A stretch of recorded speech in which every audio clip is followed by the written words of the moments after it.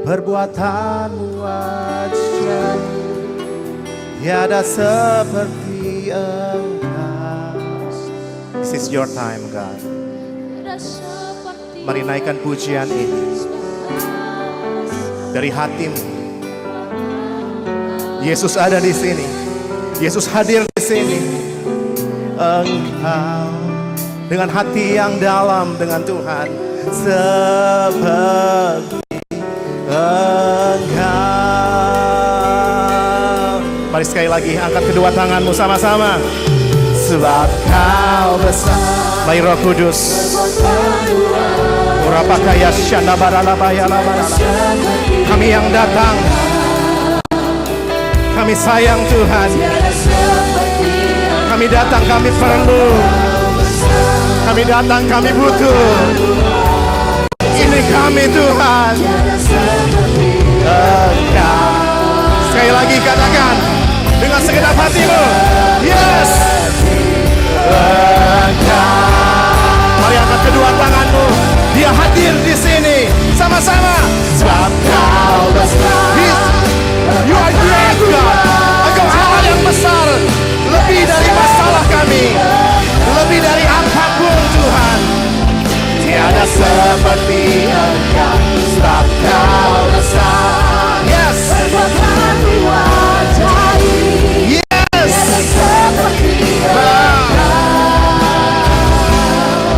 Tiada seperti Engkau. Kasih tepuk tangan buat Tuhan. Karena Engkau kagum dengan Tuhan. Karena Engkau sayang dengan Tuhan. Hari ini kami datang lebih dari apapun Tuhan. Kami inginkan hanya Engkau, Bapa. Kami cinta Engkau. Kami sayang Tuhan di atas segalanya. Bilang sama Tuhan, aku sayang Tuhan. Yesus Tuhan, Kau yang menjamah setiap hati kami Tuhan. Kau baik, Kau baik. Bilang sama-sama, Kau baik.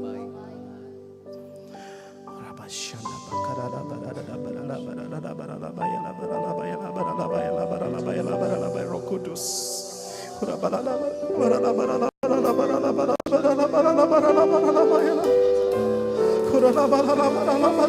Dengan apa Tuhan, dengan apa kami balas kasih setia? Dengan apa Tuhan kami balas? Terima kasih Tuhan. Mari Roh Kudus, biar firman-Mu hari ini meneguhkan kami. Biar firman-Mu membuat kami kuat hari ini. Kami rindu mengerti kehendak Tuhan. Terima kasih. Biar Kau sampaikan dengan kata-kata yang sederhana, agar kami bisa mengerti kehendak-Mu. Urapi hamba-Mu Tuhan. Di dalam nama Yesus, yang percaya sama-sama katakan amin. Tepuk tangan buat Tuhan Yesus. Kasih salam sebelum duduk. Kasih salam, shalom, shalom. Wow, ya, shalom, shalom. Wah, semuanya nih. Wow. Silakan duduk Bapak Ibu, shalom. Apa kabarnya? Kurang keras. Apa kabarnya? Wow. Saya waktu duduk di sana, Tuhan tuh kasih tahu sama saya. Aku akan membawa generasi yang baru, anak-anak muda akan memenuhi tempat ini. Dari tepuk tangannya nggak percaya ini. Tuhan akan bawa anak-anak muda ke tempat ini. Sampai tempat ini penuh. Penuh? Penuh? Tepuk tangan yuk buat Tuhan yuk. Wow, hari ini saya akan sampaikan satu tema tentang living fruitful life, a fruitful life, hidup yang berbuah. Nah, kita tahu bahwa memasuki tahun 2026, kita ada satu visi yang dari Tuhan, tema besar. Tema besarnya apa? Amanat agung, Great Commission, bukan komisi yang besar, bukan. Komisi duit gitu ya, bukan. Tapi Great Commission, amanat agung, tahun di mana Tuhan akan membawa banyak anak-anak Tuhan. Orang yang belum mengenal Tuhan pun akan Tuhan bawa. Melalui siapa? Melalui siapa? Melalui kita semua. Melalui saudara dan saya, bilang sama-sama sebelahnya, hey bro, melalui kita. Mulai saya. Tuhan, ini aku, utuslah dia Tuhan. Jadi yang mau diutus siapa yang mau diutus? Angkat tangannya. Wah semua, jangan doanya Tuhan. Aku mau terima amanat agung dari Tuhan. Tapi Tuhan, utuslah dia. Biar dia yang datang mencari jiwa-jiwa. Dan saya diam di rumah Tuhan. Wah. Saudara, amanat agung ini untuk semua. Untuk saudara dan saya. Amin. Amin. Ini diam semua, ngerti apa enggak nih? Soalnya khotbah saya enggak lucu, saudara. Khotbah saya itu enggak lucu. Jadi kalau saya berusaha untuk lucu, tolong ketawa. jadi lucu ya. Living a fruitful life, hidup yang berbuah. Dan mungkin kita merasa bingung, mulai dari mana untuk menggenapi, untuk aktif. Mulai dari mana? Apakah saya datang ke tempat-tempat yang umum atau apa, lalu menyebarkan kabar baik, atau apa?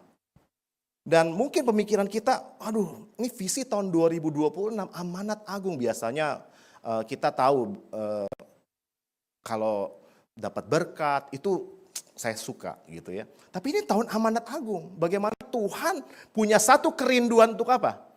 Untuk memenangkan banyak jiwa datang ke gerejanya, ke rumahnya. Ya. Dan kita tahu, dan ini penting sekali. Kalau saudara tahu, pesan Tuhan ini adalah isi hatinya Tuhan. Sebelum Tuhan Yesus naik ke surga, dia kasih amanat. Dia kasih yang namanya satu pesan sebelum dia pergi ke rumah Bapa, ke surga. Dia pesan ini untuk saudara dan saya, untuk seorang murid. Dan saya percaya kita semua di sini murid. Kita semua murid di sini. Dan Tuhan pesan kepada murid-muridnya untuk apa? Pergi. Pergi. Jadikanlah semua bangsa muridku. Dan mulai dari mana sekarang? Kalau berlaksa-laksa, siapalah saya? Kalau saya satu desa, mungkin kita nggak bisa itu. Dan untuk memulainya kita perlu yang namanya buah. Bilang sama-sama saya, buah. Buah inilah yang akan dilihat orang. Kita nggak usah terlalu jauh mikir mulai dari mana. Kita nggak usah terlalu berpikir, oh saya harus menginjil gimana ya. Itu benar, kalau Tuhan taruh itu di hidup kita semua, kita injili ketika kita di Grab, ketika kita lagi berjalan di kereta, di pesawat, di mana aja kita bisa saksikan kebesaran Tuhan. Dan Tuhan panggil kita di sana. Tapi mungkin kita berpikir, aduh terlalu sulit bagi saya, bagi saudara mungkin. Dan kita bisa memulainya dengan hidup yang berbuah. Hidup yang dilihat sebagai terang Kristus hadir dalam hidup kita. Apalagi kita mau memenangkan keluarga kita, suami, istri, anak-anak kita. Perlu yang namanya buah. Agar orang lain atau saudara dekat, orang-orang terdekat perlu melihat kita ada buahnya. Siapa yang saudara ingin menangkan? Mungkin kalau kita berdoa, Tuhan aku minta jiwa-jiwa, berlaksa-laksa Tuhan. Mungkin terlalu besar. Yang terukur adalah mungkin apakah 2 orang cukup 1 tahun untuk kita menangkan? Kalau semua di tempat ini berkomitmen, Tuhan, saya rindu 2 orang tahun ini. Tahun ini 2 orang saya bawa kepada Tuhan. Tempat ini penuh. Amin. Simple.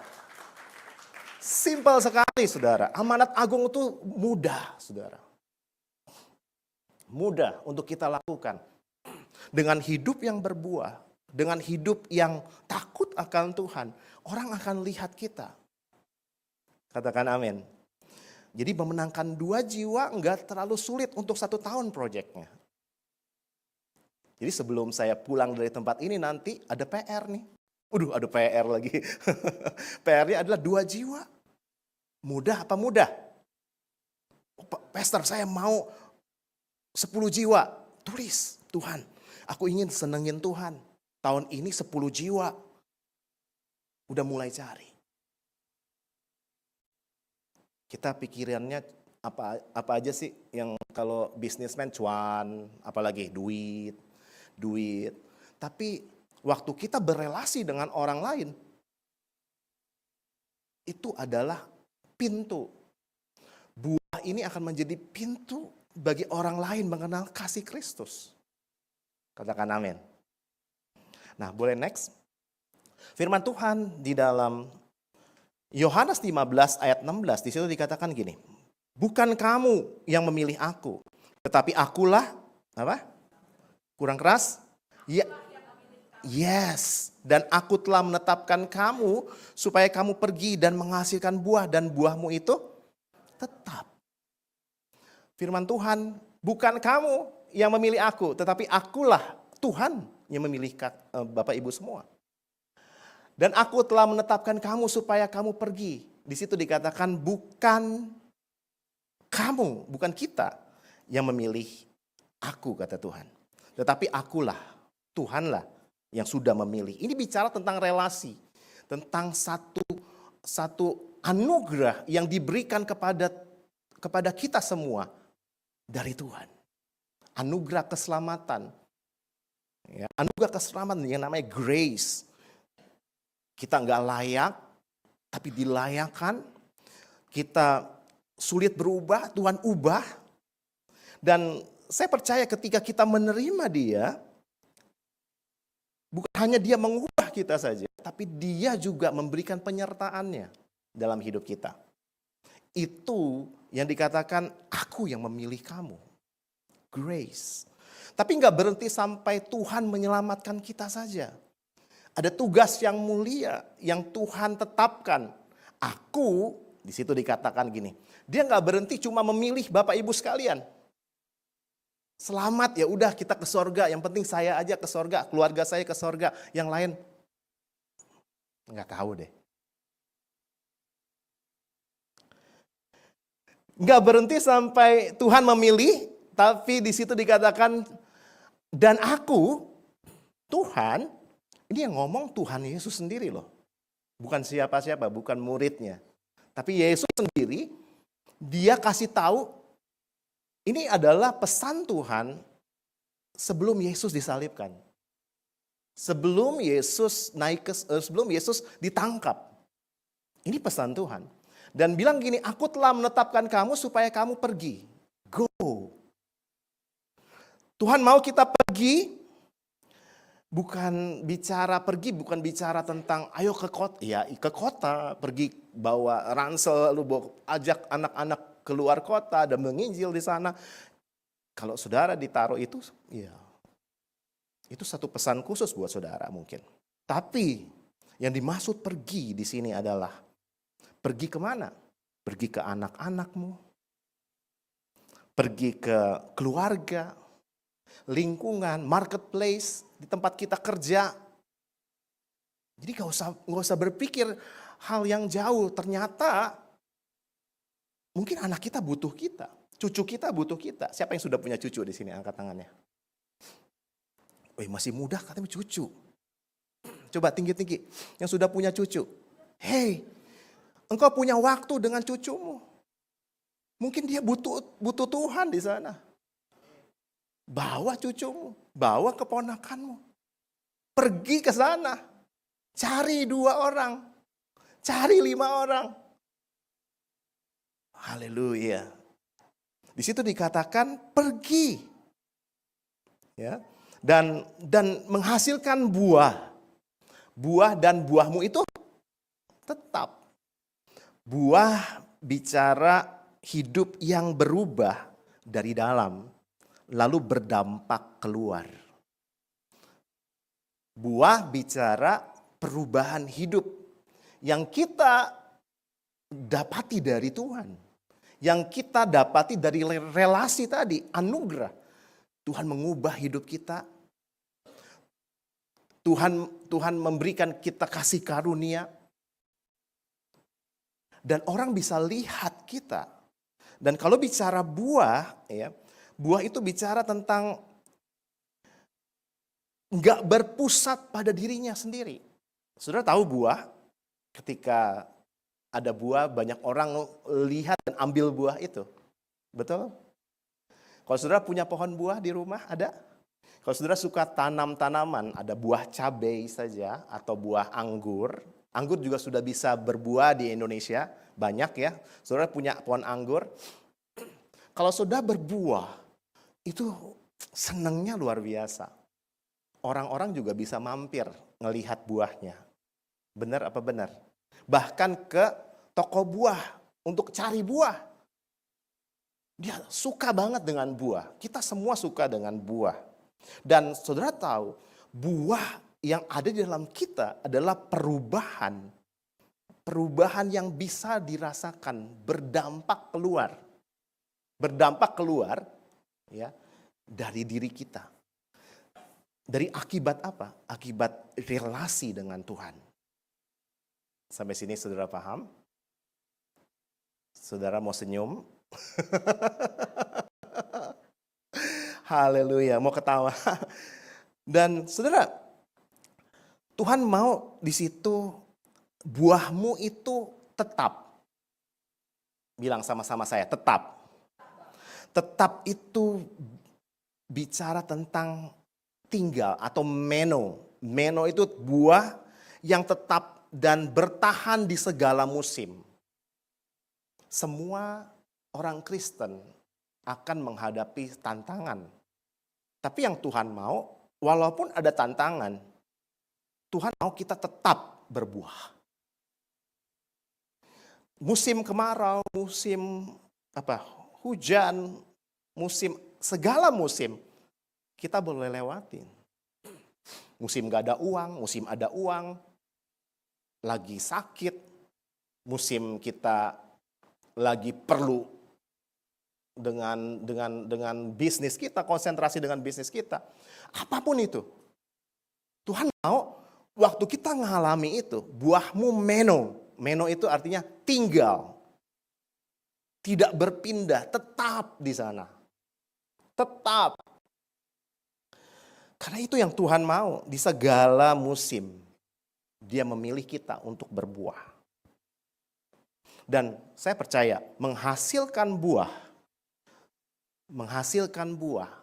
kalau saudara dan saya menghasilkan buah, banyak orang loh akan lihat.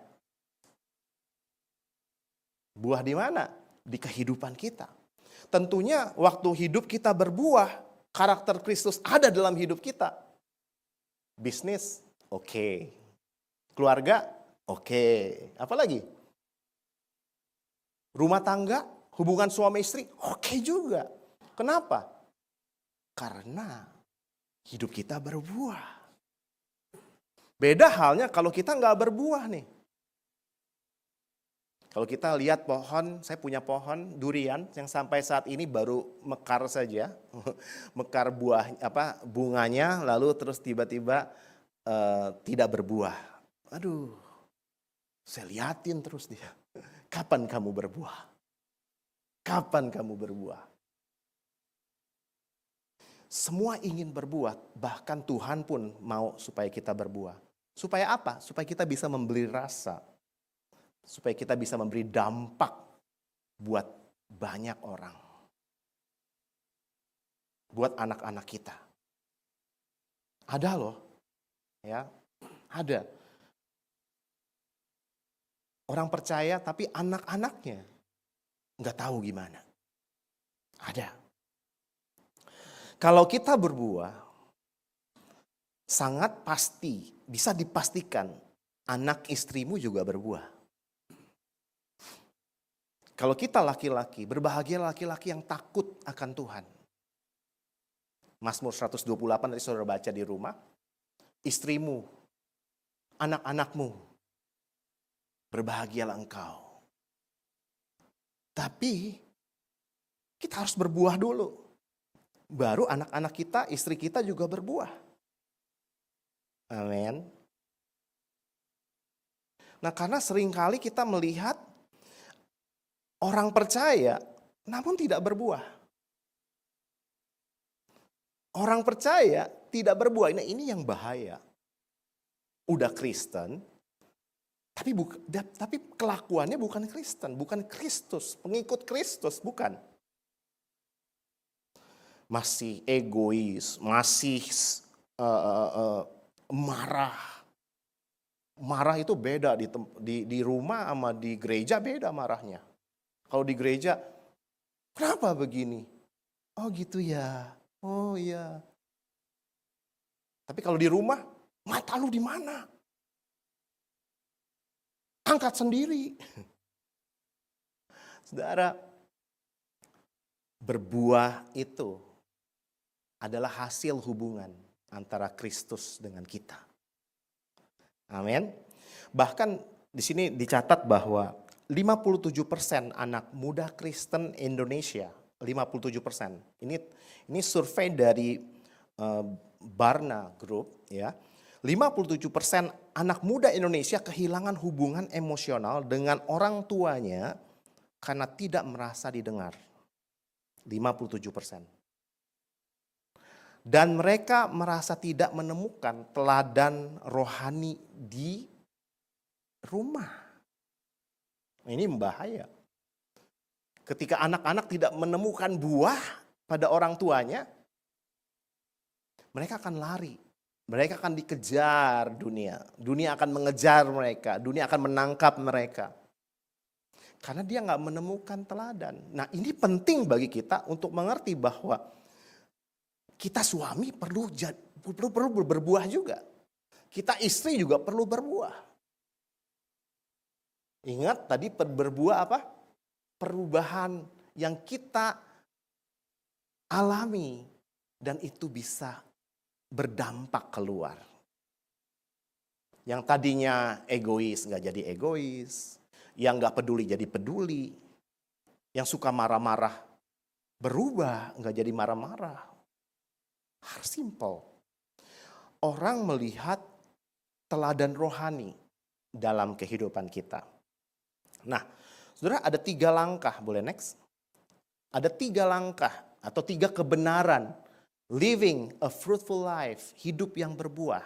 Bagaimana sih kita bisa hidup yang berbuah? Dan saya percaya kalau kita lakukan 3 kebenaran ini, itu akan membuat kita berbeda. Kita akan menggenapi rancangan Tuhan, amanat agung. Orang akan melihat saudara dan saya berbeda. Kalau saudara sudah melakukan firman Tuhan hari-hari ini, Tuhan mau lebih dalam. Tuhan mau kita lebih serius. Karena orang akan lihat saudara dan saya, pelaku firman apa bukan? Yang pertama 3 kebenaran penting untuk living a fruitful life, untuk hidup yang berbuah. Yang pertama adalah tinggal di dalam Kristus. Dan waktu kita tinggal dalam Kristus, buah itu alami. Muncul. Jadi waktu kita tidak tinggal dalam Kristus, kita kering. Enggak akan bisa berbuah, simple. Di situ kata tinggal itu meno. Meno artinya dia tetap menempel di segala area, di segala situasi, dia tetap ada di sana. Dan Tuhan mau kita ngerti bahwa untuk kita bisa berbuah, itu perlu yang namanya tinggal di dalam Kristus. Yohanes 15 ayat 8, saya akan bacakan untuk saudara. Dalam hal inilah Bapakku dipermuliakan, yaitu jika kamu berbuah banyak, dan dengan demikian kamu adalah murid-muridku. Boleh next? Seorang tidak mungkin berbuah kalau apa? Kalau dia belum tinggal. Jadi belum stabil secara rohani. Kalau saudara lihat lampu-lampu di tempat ini, semuanya nyala. Kenapa bisa nyala? Karena terhubung, karena terkonek dengan sumber. Ya. Dan untuk tinggal, bicara tinggal di dalam apa? Dalam Kristus, dalam firman. Firman Tuhan itu menjadi dasar hidup. Dalam Matius 7 ayat 24 sampai 27, saudara pasti sudah tahu tentang analogi ini yang Tuhan sampaikan tentang rumah yang dibangun di atas batu dan rumah yang dibangun di atas pasir. Di situ dikatakan begini, 2 macam dasar. Setiap orang yang mendengar perkataanku ini dan melakukannya, ia sama dengan orang yang bijaksana yang mendirikan rumahnya di atas batu. Jadi 2 macam dasar ini yang menentukan kita bisa berbuah atau tidak. Ya, berbuah atau tidak. Jadi firman itu enggak hanya berhenti di telinga lalu tidak dilakukan. Tapi firman itu harus bertumbuh. Saudara, dalam kehidupan sehari-hari kita mungkin temui. Apakah kita sudah bertumbuh atau belum? Ketika kita bersama-sama dengan anak kita, istri kita, lagi jalan, naik mobil. Pernah nggak saudara tiba-tiba berantem? Lagi naik mobil nih, tiba-tiba berantem aja. Nggak tahu ada apa yang lewat gitu ya. Tiba-tiba berantem. Saudara mungkin pernah, nah waktu saudara apa yang kita lakukan? Respon apa ketika kita marah?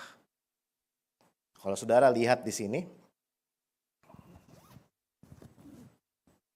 apa yang terjadi kalau saudara melihat ini? Hah? Kalau saudara lihat anduk ini, responnya apa? Hah? Saudara, ibu-ibu biasanya, kalau ngelihat anduk di mana?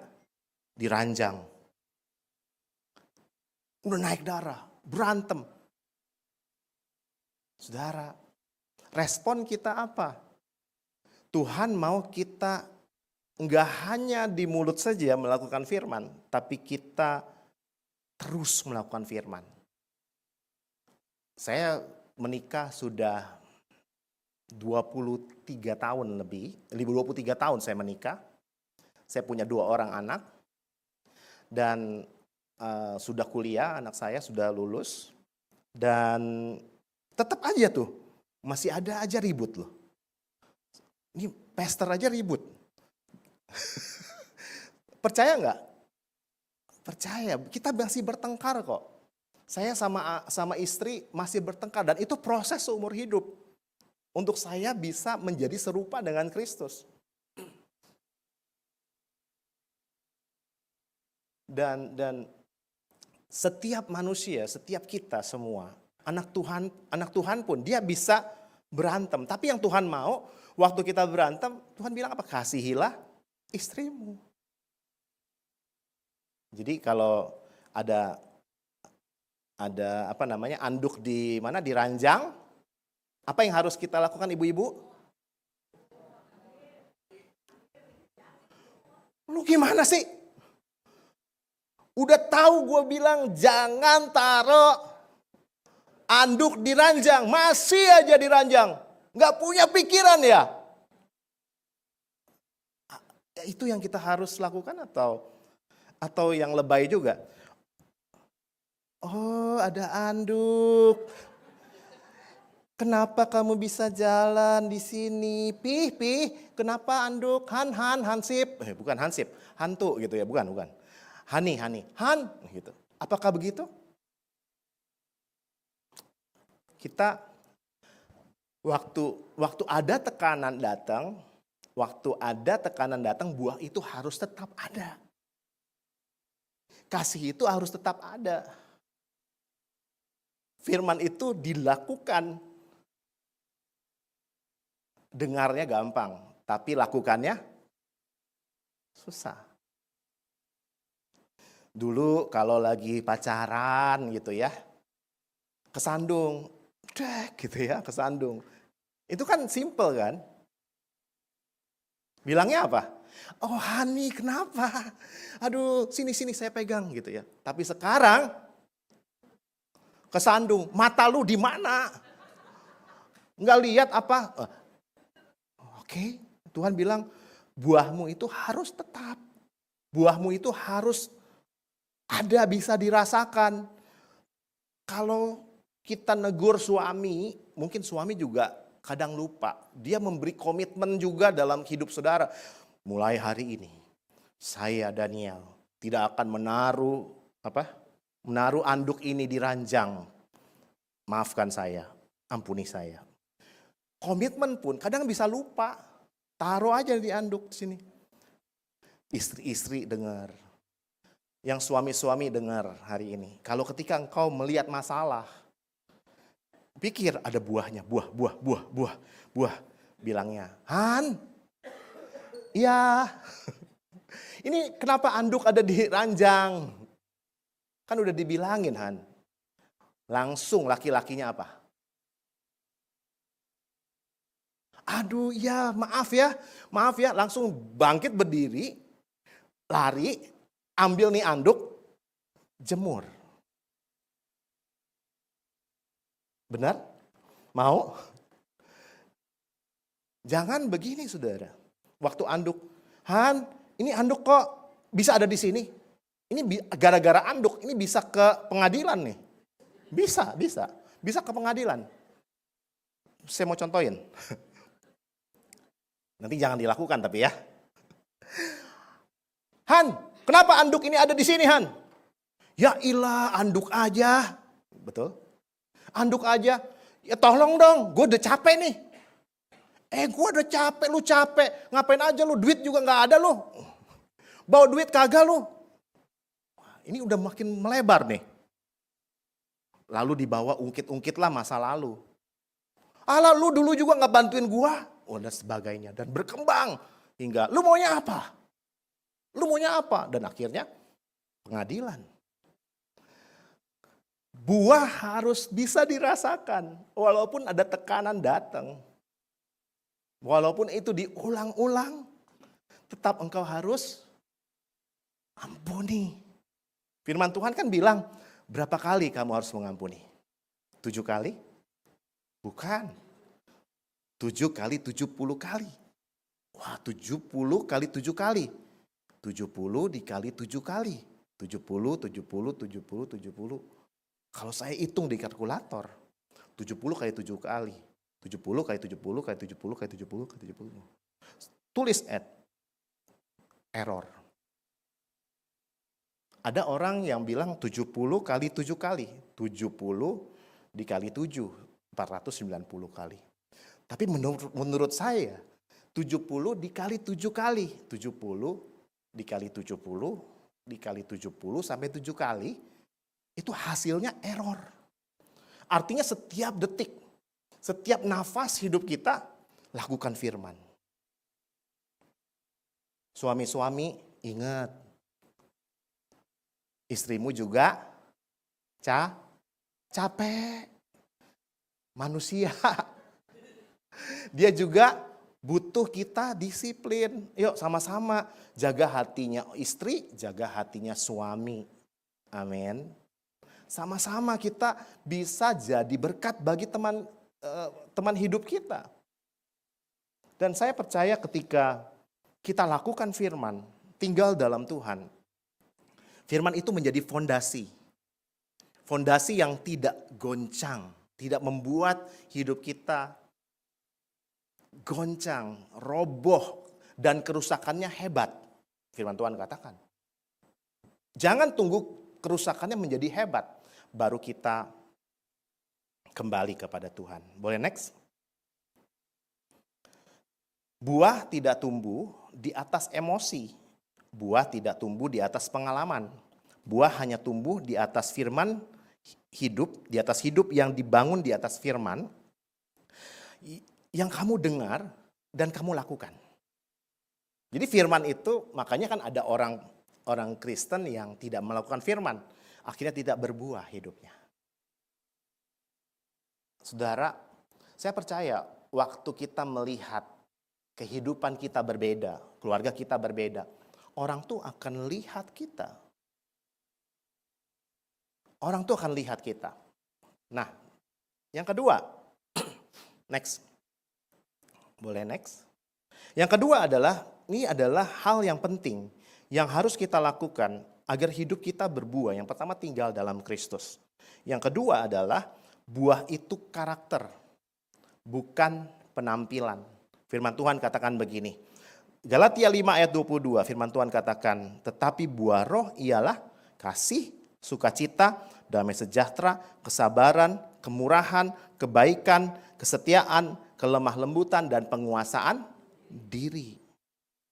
Di situ dikatakan bukan buah-buah roh, tapi buah roh. Bukan jamak, bukan saya harus lakukan satu, oh saya sabar dulu, oh saya lemah lembut dulu, oh saya setia dulu, oh saya sukacita dulu. Tidak. Tuhan, di situ firman Tuhan katakan buah roh, tetapi buah roh adalah kasih, sukacita, damai sejahtera. Ada 9 buah roh. Dan maksudnya apa buah roh itu? Buah roh itu adalah satu kesatuan utuh yang harus dimiliki oleh kita, saudara dan saya. Buah roh, kita harus apa? Kita harus punya kasih, kita harus sukacita, kita harus damai sejahtera. Itu yang harus dimiliki.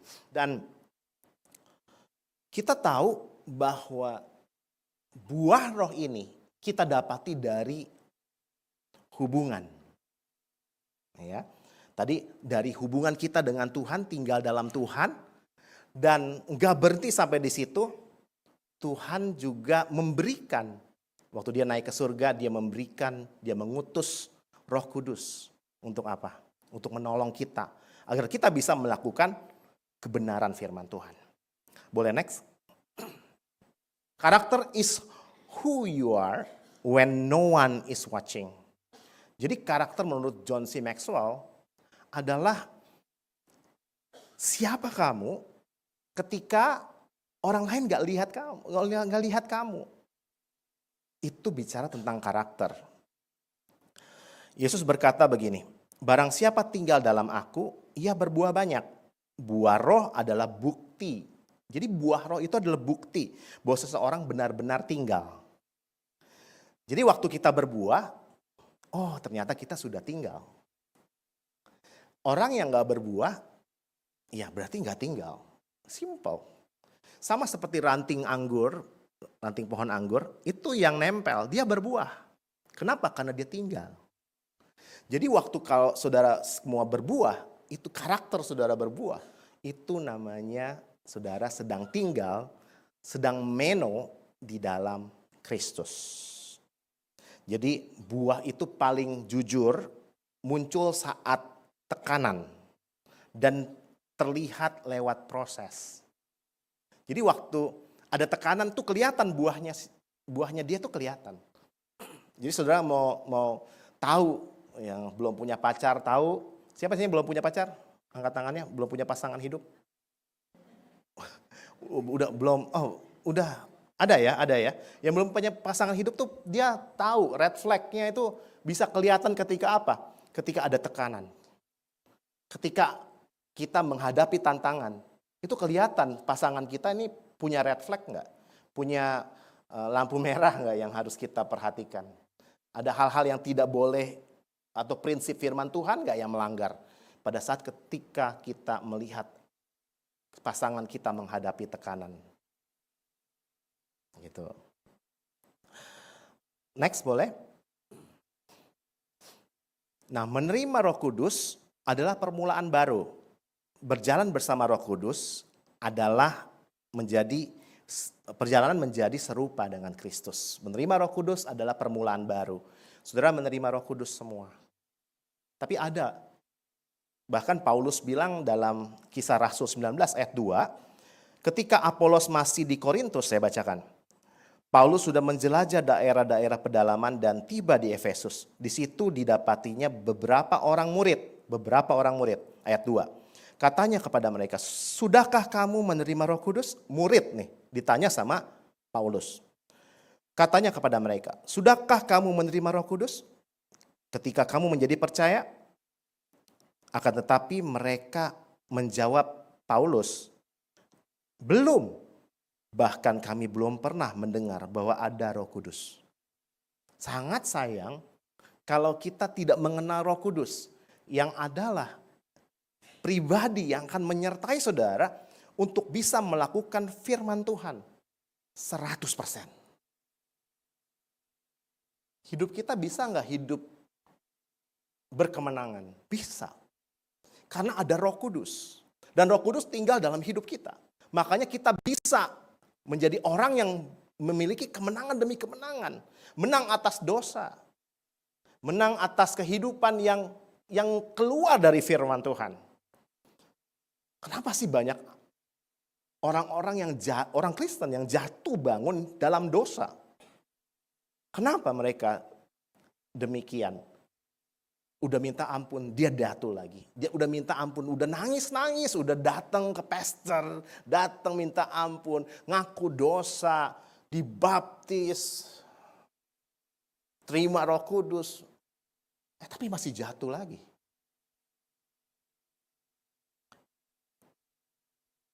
Ingat peran Roh Kudus. Rahasianya untuk kita bisa berbuah adalah tinggal lalu hidup bersama Roh Kudus. Saudara tahu Roh Kudus adalah pribadi ketiga. Dia adalah Allah. Saya nggak bisa bahas di sini. Dia Allah Tritunggal. Dia Allah sendiri. Yesus naik ke surga 2000 tahun yang lalu. Yang ada di sini siapa? Yang ada bersama kita siapa? Roh Kudus. Roh Kudus yang ada bersama kita. Jadi kalau nggak kenal Roh Kudus, sayang. Dia Allah yang mau tinggal. Dia mengasihi kita dan mengajar dan mengingatkan kita. Firman Tuhan dalam Yohanes 14. Ini continue. Setelah Yesus mengajarkan buah, dia juga mengajarkan bahwa kita juga harus hidup di dalam roh. Firman Tuhan dalam Yohanes 14, dia mengajar, dia mengasihi kita, mengingatkan kita. Tetapi penghibur yaitu Roh Kudus yang akan diutus oleh Bapa dalam namaku, dialah yang akan mengajarkan segala sesuatu kepadamu dan akan mengingatkan kamu akan semua yang telah kukatakan kepadamu. Dia akan mengingatkan kita dari semua yang telah Yesus katakan. Artinya firman Tuhan itu akan diingatkan oleh Roh Kudus untuk kita lakukan. Jadi kalau kita tidak bergaul dengan Roh Kudus, sayang banget. Pulang dari sini, engkau harus tahu siapa Roh Kudus. Saya tahu Roh Kudus. Saya tahu dia Tuhan. Tapi berjalankah engkau dengan Tuhanmu? Berjalankah engkau dengan Roh Kudus?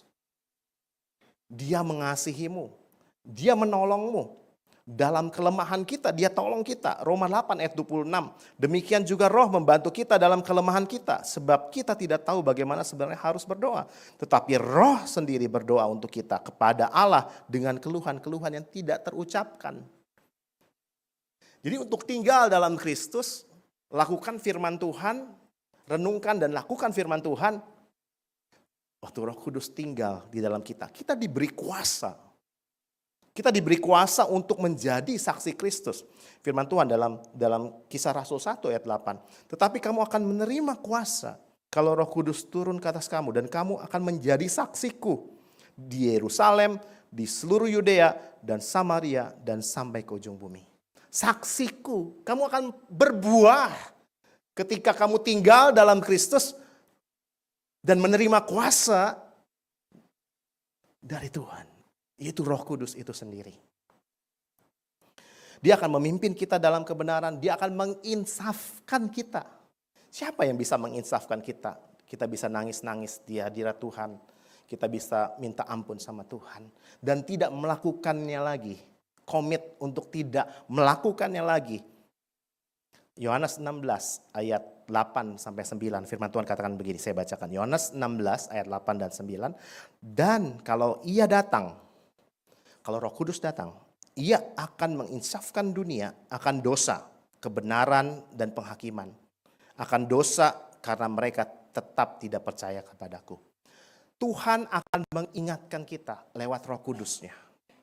Jadi bergaul dengan Roh Kudus, engkau punya kuasa, engkau bisa berkemenangan. Sayang kalau kita tidak bergaul. Firman Tuhan di situ dikatakan, semua orang yang dipimpin Roh Allah adalah anak Allah. Anak Allah yang dewasa, huios. Di situ dikatakan, dewasa, rohaninya dewasa, berbuah. Jadi waktu kita tinggal dalam Kristus, melekat dengan Tuhan, gak cukup. Kita harus bergaul sama Roh Kudus. Agar apa? Agar kita bisa dikuatkan, punya kuasa untuk menjadi anak-anak Allah. Punya kuasa untuk hidup berkemenangan. Saudara mau itu? Jangan lari dari Tuhan. Mungkin ada di antaramu di tempat ini. Saat ini sedang berpikir, aduh, gue dosa terus, lakukan dosa. Nggak ketahuan. Mungkin nggak ketahuan dengan istri. Mungkin nggak ketahuan dengan suami. Ini waktunya untuk saudara kembali. Ada pribadi Roh Kudus yang akan memberimu kuasa untuk kamu bisa berubah dan memberi dampak keluar. Anakmu lagi nunggu kamu berubah. Papamu juga lagi nunggu kamu berubah.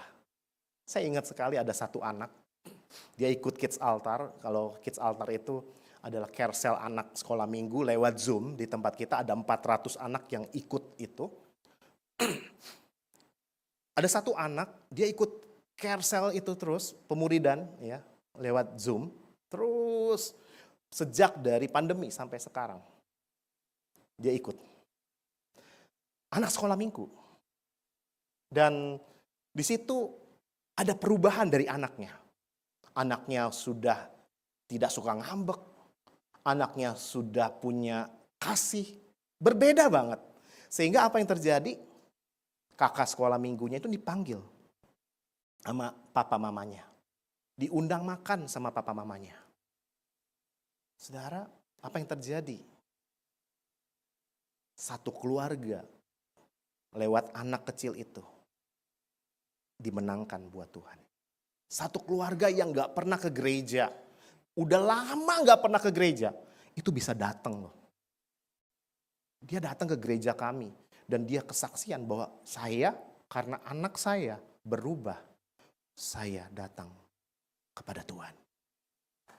Yes. Jadi waktu kamu berbuah, anakmu sedang nunggu papanya berbuah. Papamunya berubah. Ingat, papanya harus tinggal relasi dengan Roh Kudus dan engkau pasti berbuah. Orang tua lagi ditunggu untuk menjadi teladan rohani bagi anaknya. Siapa yang paling mengasihi anak-anakmu, cucumu? Siapa? Nggak ada orang lain. Saudara. Yang peduli adalah harusnya saudara. Engkau nggak bisa tunggu orang lain datang untuk menobatkan anak-anak kita. Enggak. Roh Kudus akan menolong kita. Roh Kudus akan menuntun kita. Bahkan dia akan mengasihi kita. Di masa-masa kita kritis sekalipun dalam rumah tangga, dia bisa menolong kita. Saya kasih ilustrasi.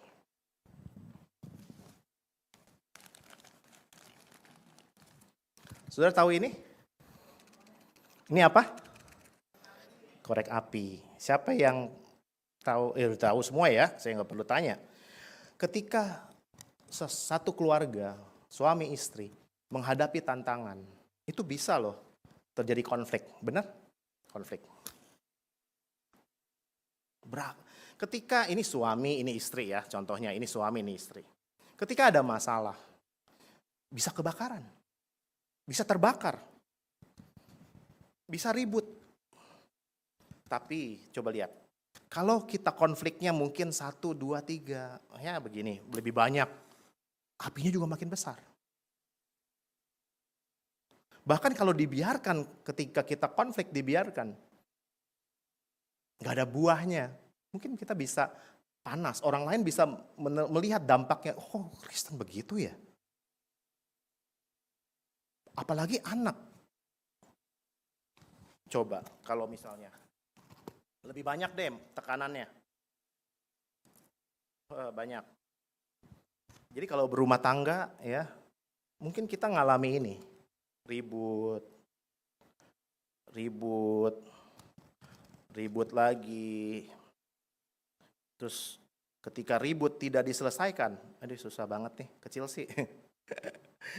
Kecil, maaf. Banyak nih masalahnya. Wah, ada gesekan terjadi. Harus cepat dipadamkan, betul? Terus. Tapi kalau masalahnya, waktu rumah tangga ngadapin tantangan, masalahnya begitu banyak. Kalau segini gimana Pak? Masalahnya banyak nih. Kita masih tetap bisa berbuah apa enggak? Kalau satu kali kita gesekan, marah sama istri, sama suami gitu ya, mungkin bisa tahan. Kalau segini, mana tahan? Hidup berkeluarga, bisa nggak kita dapat berbuah, keluarga kita berbuah, hidup kita berbuah? Mungkin sulit. Tapi pentingnya kita bergaul dengan Roh Kudus adalah ketika kita menghadapi tantangan dan tekanan, Roh Kudus akan menuntun kita. Dia akan, nih coba ya. Izin, soalnya mahal.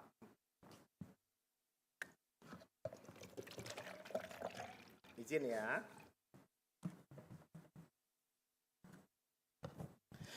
Tantangan boleh ada. Mungkin kita bisa ribut. Kita bisa, namanya keluarga ya, bisa ngalami banyak hal. Ekonomi, kepepet. Lalu masalah keluarga, ribut, dan yang berkelanjutan. Tapi waktu Roh Kudus ada dan tinggal dalam keluarga saudara, kita hidup di dalam kasih-Nya, tenggelam dalam kasih-Nya. Wah, kita bergaul bersama Roh Kudus. Kita hidup bersama Roh Kudus. Tekanan sebanyak apapun boleh datang. Beneran boleh datang. Tapi waktu tekanan itu datang, gesekan datang. Karena ada Roh Kudus melingkupi kita, kasih Tuhan melingkupi kita. Enggak bisa loh. Gesekan boleh ada, tapi waktu kasih Tuhan ada, Roh Kudus ada bersama-sama dengan kita, enggak bisa nyala loh. Tekanannya segini juga bisa dihadapin. Kita bisa jadi berbuah buat Kristus. Orang lain akan lihat keluarga kita kok beda ya. Lu ngadepin tantangan tapi beda ya.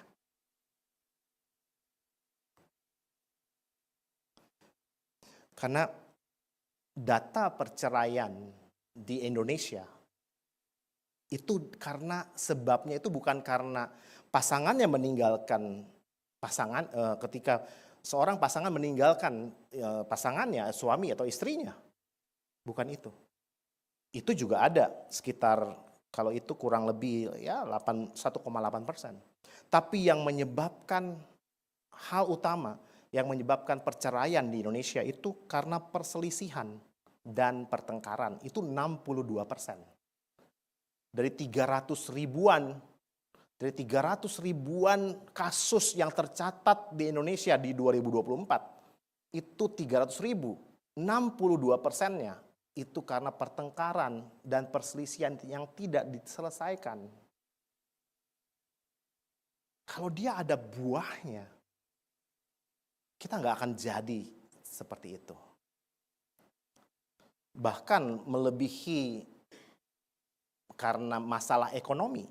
Masalah ekonomi cuma 25%. Masalah ekonomi. Tapi pertengkaran, perselisihan itu 62%. 3 kali lipat dari masalah ekonomi. Kalau kita tinggal dalam Kristus, Roh Kudus ada dalam hidup kita, kita pasti berbuah. Kita beda. Yang terakhir, next. Setelah itu kita tutup. Yang ketiga adalah saat hidup berbuah, orang akan datang. Orang akan lihat. Saudara akan dilihat berbeda kok. Firman Tuhan katakan gini. Kamu adalah terang dunia. Kota yang terletak di atas gunung tidak mungkin tersembunyi. Lagi pula orang tidak menyalakan pelita lalu meletakkannya di bawah gantang.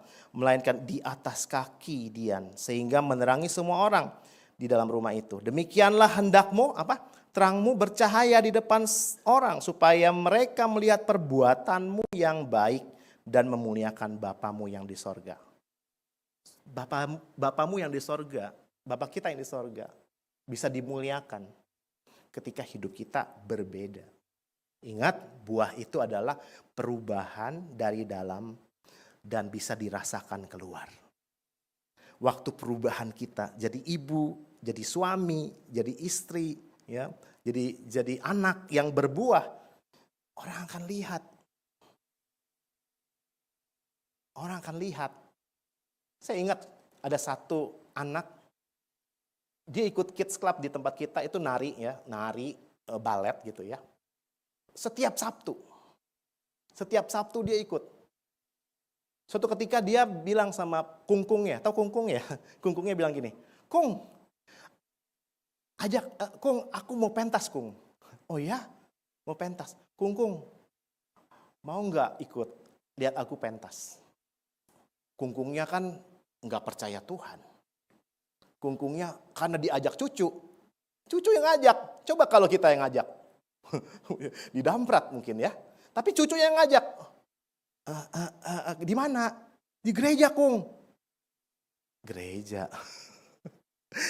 Ya udahlah gitu ya. Dia akhirnya ikut. Dia duduk di paling atas, anaknya lagi nari-nari di situ. Waktu anaknya nari-nari, dia duduk di situ. Firman Tuhan masuk. Datang setelah firman Tuhan. Kakeknya itu, kungkungnya itu dijamah Tuhan. Dan saat itu juga dia nangis sejadi-jadinya. Dan dia menyerahkan hidupnya sama Tuhan. Karena satu anak yang mau berbuah bagi kungkungnya. Dia tahu kungkungnya. Nggak pernah ke gereja. Dia cuma ajak, Kung, ikut aku ke gereja. Ingat.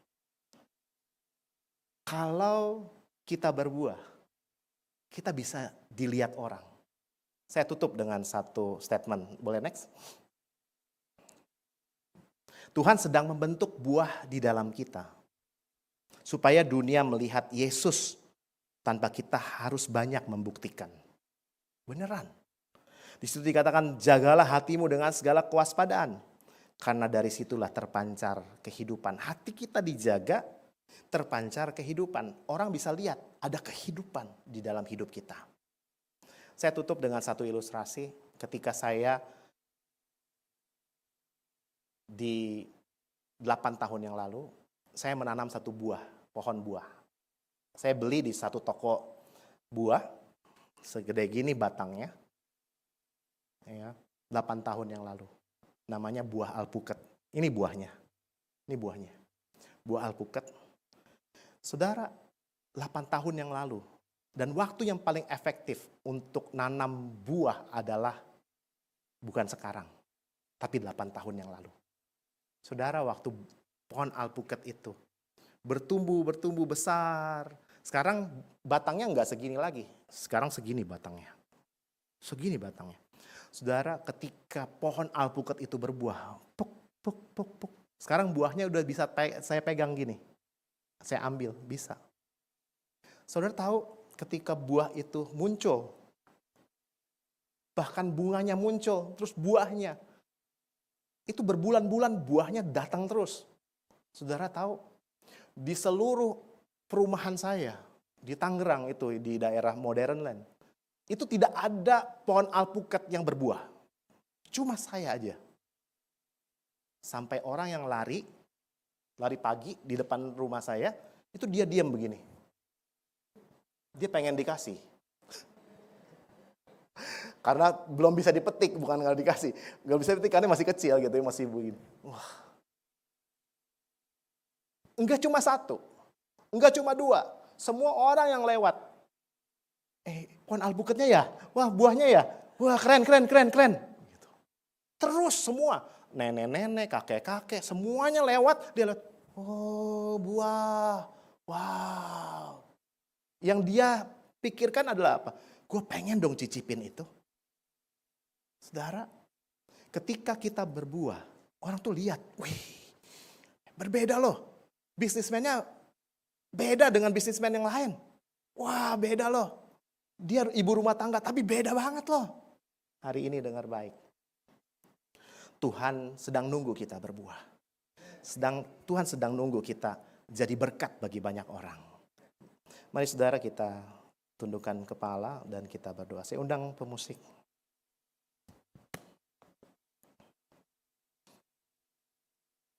Dan saya percaya ketika Roh Tuhan ada pada kita, Tuhan akan menuntun kita. Tuhan akan menolong kita. Hari ini mungkin ada di antaramu yang, Pastor, apa mungkin saya bisa berbuah? Saya sudah terlalu jauh, Pastor. Berjalan dalam kegelapan. Ya udah jangan gelap-gelap. Terangin dong. Lampunya terangin. Balik lagi kepada Tuhan. Tuhan itu mengasihi kita. Dia nggak serem kok. Dia nggak, wah kamu berdosa ya? Kamu berdosa ya? Enggak. Waktu kita datang dia setia. Dan dia adil. Hari ini seberapa banyak di antaramu yang hari ini mau berkata, Tuhan, aku mau terlibat. Aku nggak mau jadi penonton di tempat ini. Aku mau terlibat. Terlibat Tuhan dalam amanat agung ini. Aku mau Tuhan. Aku mau berbuah. Roh Kudus tolong aku. Untuk aku berbuah. Mungkin sudah terlalu lama engkau enggak berhubungan dengan Tuhan. Sudah terlalu lama engkau enggak berdoa. Sudah terlalu lama engkau jauh dari Tuhan. Hari ini dengar baik. Tuhan tunggu kamu. Tuhan tunggu hidupmu. Mari sama-sama naikkan pujian ini. Rohmu yang hidup. Rohmu yang hidup penuhiku, mengalir dalamku.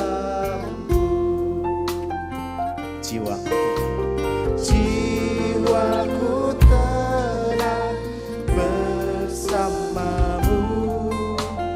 dalam haluanku.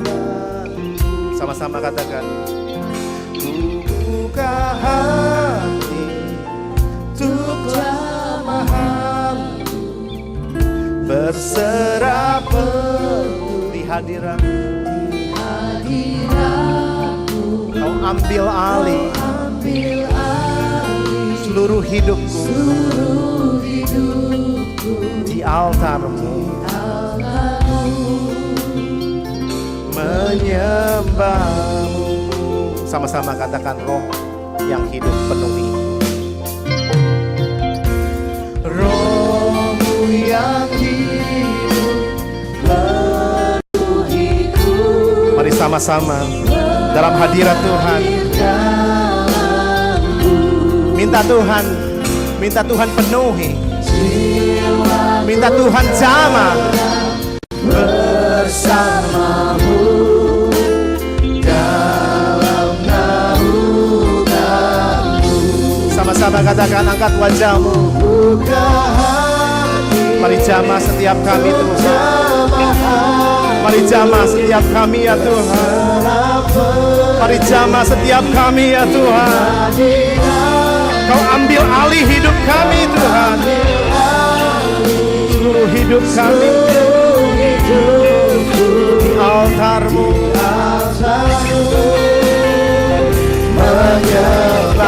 Mari sama-sama katakan, ku buka hati untuk jamaah-Mu. Mari jamah setiap kami. Mari kembali. Ambil alih Tuhan. Seluruh hidupku.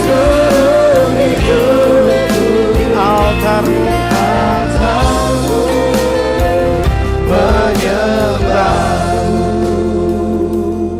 Saudara, banyak di tempat ini yang rindu, Tuhan ambil alih hidupku. Ambil alih sekarang. Aku gak mau tunggu nanti Tuhan. Tapi hari ini ambil alih hidupku. Aku mau berbuah. Aku mau terlibat. Kalau engkau orang yang kau boleh angkat tanganmu. Tuhan ambil alih hidupku. Ambil alih masa mudaku. Ambil alih seluruh hidupku. Aku gak mau jauh dari Tuhan. Ambil alih Tuhan hidupku. Ampuni aku. Kalau engkau orang yang kau angkat tanganmu. Yes. Yes. Tuhan setiap yang mengangkat tangan. Kiranya pengurapan Tuhan turun atas hidup mereka. Setiap yang mengangkat tangan. Percaya sama-sama katakan. Amin. Tepuk tangannya buat Tuhan.